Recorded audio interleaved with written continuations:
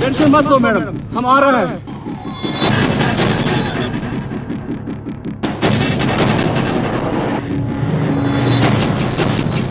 मैं बहुत स्पष्ट शब्दों में कहना चाहता हूं,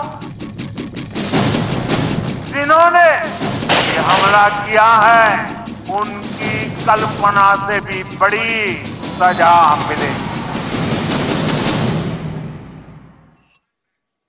গতকালই 4 জঙ্গির ছবি প্রকাশ করা হয়েছিল, আর আজকে তার মধ্যে আরো একজন জঙ্গি আসিফ ফৌজি, তার ছবি এক মহিলা পর্যটকের মোবাইলে।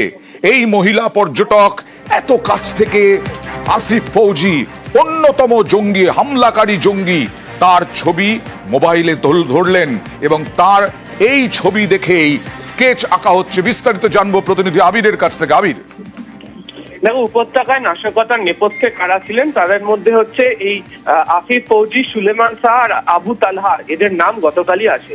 একতা তিওয়ারি, এই তিনিও ছিলেন হচ্ছে সেদিনকার পর্যটক হিসাবে। সেই একতা তিওয়ারি ওই ভয়ঙ্কর মুহূর্তের মধ্যে, ওই অবস্থার মধ্যেও তিনি এটি ছবি তার কাছে মোবাইলে উঠে, সেই ছবি থেকে যেটা দেখতে পাওয়া যাচ্ছে সেটা হচ্ছে যে আসিফ ফৌজি তিনি সেদিনকে ওখানে ছিলেন। অর্থাৎ যারা উপত্যকাতে সেদিনকে ওই অবস্থায় পেহেলগাঁওতে যারা গুলি চালিয়েছিলেন পর্যটকদের মধ্যে, সেখানে আসিফ ফৌজি নিজে ছিলেন। তদন্তকারীর কাছে, সেনার কাছে এবং দেশের একাধিক তদন্তকারী সংস্থার কাছে এই যে মোবাইলের যে ছবি বা ভিডিও, সেটা অত্যন্ত গুরুত্বপূর্ণ প্রমাণ হয়ে উঠছে। কে বা কারা ছিলেন তা নিয়ে গত 24 ঘন্টা ধরে বারবার ধরে চর্চা চলছিল এবং এই ছবিকে কাজে লাগিয়ে তার যে স্কেচ সেটাকে প্রকাশ করা, সেই তাকে এই ছবিকে সামনে রেখে তদন্তের ক্ষেত্রে অনেকটা এগোতে পারা যাবে মনে করা হচ্ছে। প্রথম থেকেই দাবি করা হচ্ছিল যে এই যে আসিফ ফৌজি, সুলেমান শাহ, আবু তালহার, এরাই গোটা ঘটনার পিছনে রয়েছেন এবং সরাসরি একজন পর্যটকের ক্যামেরাতে সেই ছবি ধরা পড়ার ফলে এটা কার্যত প্রমাণ হয়ে গেল তারাই সেদিনকে এই গুলি বর্ষণের ঘটনা, পর্যটকদের হত্যার ঘটনার সঙ্গে যুক্ত। একদম।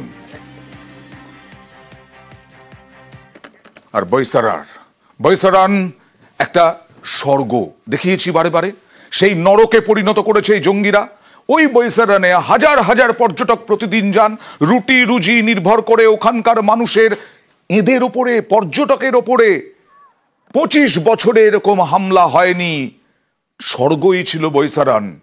কিন্তু গত মঙ্গলবারের হাড়হিম অভিজ্ঞতা কি বলছেন তারা? আমাদের প্রতিনিধি মৈত্রেয়ী ভট্টাচার্য কথা বলেছেন তাদের সঙ্গে।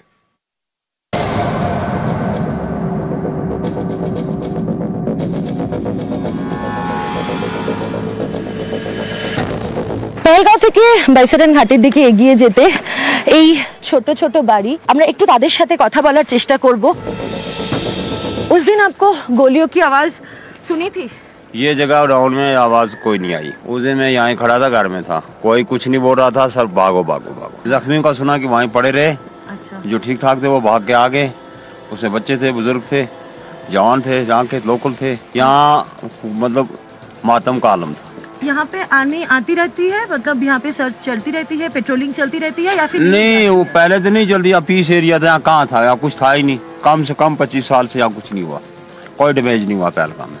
ये पीस ऑफ एरिया था। जब ये इंसिडेंट हुआ है तो उसके बाद तो यहाँ कोई जैसे क़यामत का साया आलम छा गया है। जिस शक्ल से ये किसानियाँ किया है ना, जिसने इंसिडेंट किया है, हम उनके ऊपर थूकते हैं और लानत भेजते हैं, हम कड़वी भाषा में निंदा करते हैं। तो ये कुछ नहीं डेवलपमेंट हो रहा था पिछले कुछ सालों में, डेवलपमेंट ज्यादा ये क्या जो हो रहा था ठीक था। यहाँ के जो लोकल थे, यहाँ के जो गरीब थे, मजदूर तबका थे, कोई भी था अपना पेट पाल रहे थे, बेरोजगारी कम थी। পেহেলগাঁওয়ের কেভি স্কুলের ক্লাস 10তে পড়ে मुमताज। आप अभी स्कूल जा रहे हो या फिर स्कूल? नहीं, स्कूल बंद है आज। क्यों बंद है, क्या बोल रहे हैं वो लोग? क्योंकि टीचर्स बाहर के हैं इसलिए बंद है। टीचर्स बाहर के हैं तो मतलब क्योंकि बाहर के स्टेट से है इसीलिए? हाँ जी, इसलिए स्कूल बंद है। अच्छा, अभी कितने दिन बाद स्कूल खुलेगा उसका कोई पता नहीं उसका। तो अभी लग रहा है कि पढ़ाई में भी दिक्कत आ रही है? हाँ जी, अब भी बहुत दिक्कत आएगी। आपको डर लग रहा है ये सिचुएशन से? हाँ जी, हम बोलना चाहेंगे कि ऐसा नहीं होना चाहिए था। अभी पढ़ाई लिखाई भी तो बंद हो गई है, कब तक खुलेगी ये भी नहीं पता। देखो ना, ये कल ही से बंद हुए हैं, आज क्या पता है। अभी 24 घंटे 48 घंटे हुए हैं इस टाइम को, इससे ज्यादा टाइम नहीं। अभी तनाव भी तो है ना इस इलाके में, टेंशन भी तो बहुत ज्यादा है। टेंशन तो है ही है सबको, टेंशन तो है, कुछ टेंशन भी है, गुस्सा भी है और सब चीजें हो गई हैं। खुशी से जी रहे थे ना तो उस पर मातम छा गई। तो मातम को कुछ आता नहीं है। यहाँ पर कच्चे बच्चे जो भी हैं, जितने लोग हैं, सबके दिल में इस बार गुस्से की लहर है। এখানকার সাধারণ মানুষ তারা বলছেন, তারা যেরকম আতঙ্কিত রয়েছেন, একই সঙ্গে তাদের মনে রয়েছে ক্ষোভ, রাগ। তার কারণ তাদের রুটি রুজিতে লাঠি পড়েছে, তাদের জীবনে অনিশ্চয়তা ডেকে চলে এসেছে। শুধু যে তাদের কর্মজীবনে অনিশ্চয়তা এসেছে তাই নয়, তাদের যারা সন্তানরা রয়েছেন তাদের স্কুল কলেজ সব বন্ধ হয়ে গিয়েছে। আবার কবে স্কুল চালু হবে, কবে বাইরে থেকে আসা মাস্টার দিদিমণিরা তাদের ক্লাস নিতে শুরু করবেন সেটাও জানেন না পেহেলগাঁওয়ের এই গ্রামের ছেলেমেয়েরা। পেহেলগাঁও থেকে ক্যামেরা পার্সন আপু পাঠকের সঙ্গে মৈত্রী ভট্টাচার্য, নিউজ 18 বাংলা। জঙ্গি হামলা, এতজন জঙ্গি, সঙ্গে হেলমেট, ক্যামেরা, তার সঙ্গে 1 মাস নাকি ছিল জঙ্গিরা এই এলাকাতেই। এত বড় চক্রান্ত হলো, এরকম ভাবে প্রাণ গেল 26 জনের। 2019 সালে 370 ধারা বাতিলের পরে এত কড়াকড়ি, এত সেনা, তারপরেও এত বড় জঙ্গি হামলা হলো কিভাবে? গোয়েন্দারা কি কিছুই আজ করতে পারেননি?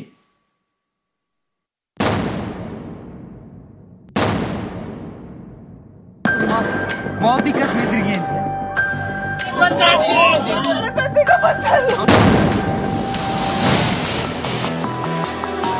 2019-এ 370 ধারা বাতিল, তারপর থেকে জম্মু কাশ্মীর কেন্দ্র শাসিত অঞ্চল। গেরুয়া শিবির বারবার দাবি করেছে এবার নাশকতা রোখা যাবে, টাইট দেওয়া যাবে জঙ্গিদের। কেন্দ্রের শাসক শিবিরের এই দাবি বড়সড় ধাক্কা খেল পেহেলগাঁওয়ের ঘটনায়। मोदी का बेहतरीन মঙ্গলবার পেহেলগাঁওয়ে বেছে বেছে পর্যটকদের খুন করে লস্করের জঙ্গিরা। এতেই অনেকে প্রশ্ন তুলছেন, তাহলে বিজেপির 370 ধারা বাতিল নিয়ে এত প্রচার করে লাভ কি হলো? আমরা সবাই ভেবেছিলাম যে কেন্দ্রীয় সরকারের নিরাপত্তা থাকবে, আর্মি এতভাবে রয়েছে, 370 হয়ে বিলুপ্ত হয়ে গেছে, বদলে গেছে, তা আমরা তো সেই ভরসাতেই গেছিলাম। এবার সরকারের কথায় ভরসা যদি না পাই, তাহলে ভরসাটা পাবো কার কথায়? এও প্রশ্ন উঠছে, আগে থেকে কেন হামলার খবর পেলেন না গোয়েন্দারা? এপ্রিলের শুরুতে পেহেলগাঁওয়ের একাধিক হোটেলে রেকি চালায় জঙ্গিরা। কয়েকদিন আগে উস্কানি দিয়েছেন পাক সেনা প্রধান। পাক অধিকৃত কাশ্মীরে দাঁড়িয়ে হুমকি দেয় লস্কর নেতা। এইসবের পরে এত বড় জঙ্গি হামলা, এর কোনো আঁচই কেন পেলেন না গোয়েন্দারা? সরকার ইনক্লুডিং মোদি সরকারকে দেখা দরকার, কি করে হলো, কি করে। প্রত্যেকটাতে আমরা তার বদলা নেব, বদলা নিলে তো হয় না, আগে থেকে করতে হয়। Major failure intelligence. উনি তো বললেন যে কি আমরা কড়াই কান্নার হিসেব চোখাবো, এ বলেও তো লাভ নেই। কাশ্মীর মানেই কড়া নিরাপত্তা, পুলিশ এবং কেন্দ্রীয় বাহিনীর জওয়ানদের পাহারা। মঙ্গলবার দুপুরে পেহেলগাঁওয়ের বৈসারানে কি ছিল? আপনারা যখন গিয়েছিলেন ওখানে পেহেলগাঁওয়ের ওই ভ্যালিতে, তখন কি কোনো সেনাবাহিনীর চলাচল দেখেছেন? পুলিশ ছিল না? ছিল না, অন্তত আমার চোখে পড়েনি। এখানে অনেকের প্রশ্ন, বৈসারান তো জনপ্রিয় টুরিস্ট স্পট, গাড়ি নিচে রেখে অনেকটা হেঁটে উঠতে হয়। এরকম একটা নিরিবিলি জায়গায় কেন নিরাপত্তা জোরদার ছিল না? কেন পুলিশ বা বাহিনীর জওয়ানের দেখা মেলেনি? তারা থাকলে হয়তো এভাবে এতজন নিরীহ পর্যটকের প্রাণ যেত না। এটা আর্মির কাজ ছিল না, এটা পুলিশ কিংবা অন্য এজেন্সির কাজ ছিল। এখন বলে তো কোই লাভ নেই, ঘর মে ঘুষকে মারুঙ্গা চুনচুনকে, লাভ নেই, চলে ওরা মেরে চলে গেছে। মঙ্গলবার হামলা, বুধবার সকালে প্রথমে জঙ্গিদের পেন্সিল স্কেচ প্রকাশ করা হয়। তারপর প্রকাশ্যে আসে 4 সন্দেহভাজন জঙ্গির ছবি। চিরুনি তল্লাশি চালানো হলেও তাদের কোনো খোঁজ মেলেনি। অনেকের প্রশ্ন, এই জঙ্গিরা কি বর্ডার পেরিয়ে পাকিস্তানে গা ঢাকা দিয়েছে? এরকম হয়ে থাকলে এবার মোদী সরকার কি করবে? भारत सरकार वो हर कदम उठाएगी जो जरूरी और उपयुक्त होगा, और हम सिर्फ उन लोगों तक नहीं पहुंचेंगे जिन्होंने इस घटना को अंजाम दिया है। हम उन तक भी पहुंचेंगे जिन्होंने पर्दे के पीछे बैठकर हिंदुस्तान की सरजमी पर ऐसी नापाक हरकतों की साजिशें रची हैं। ऐसी हरकतों का जिम्मेदार और इसके जिम्मेदार लोगों को आने वाले कुछ ही समय में जोरदार तरीके से नजर आएगा। मैं देशवासियों को आश्वस्त करना चाहता हूं। নিউজ 18 বাংলা।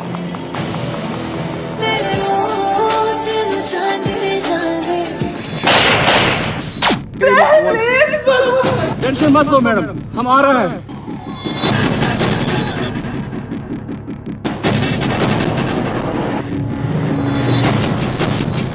मैं बहुत स्पष्ट शब्दों में कहना चाहता हूं, जिन्होंने ये हमला किया है उनकी कल्पना से भी बड़ी सजा मिलेगी।